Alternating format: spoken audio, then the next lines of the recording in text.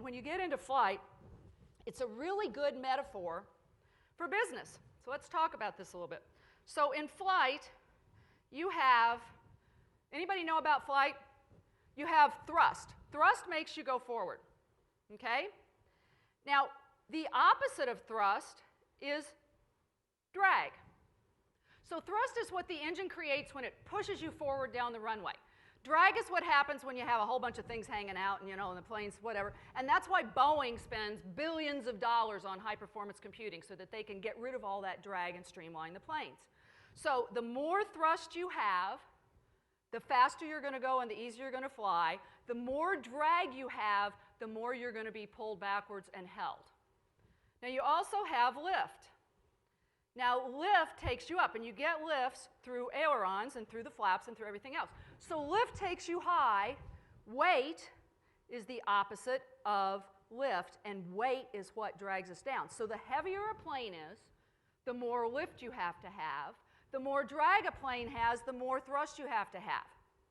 So when you connect and you create the right lift and the right thrust, you fly and you get velocity on a plane. When you have too much drag or too much weight on a plane, you get stuck in gravity and you never get off the ground. Or if you have taken off and you get stuck in drag and weight, what do you think happens then? You crash and burn. Now, this model is really easy to apply to business. What do you think your thrust is in your businesses?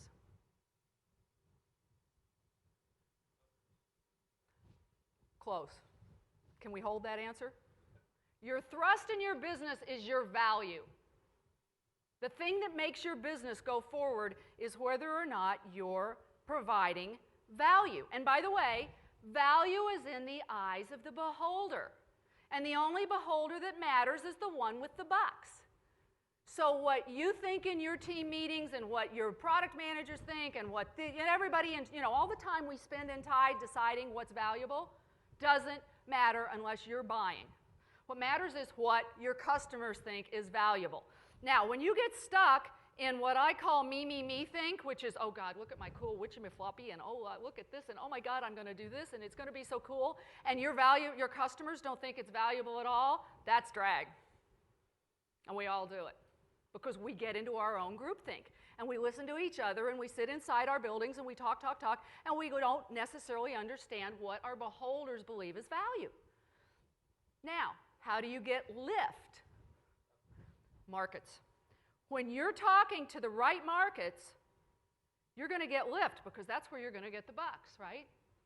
When you're talking to markets that really aren't your audiences, then you're adding weight, okay?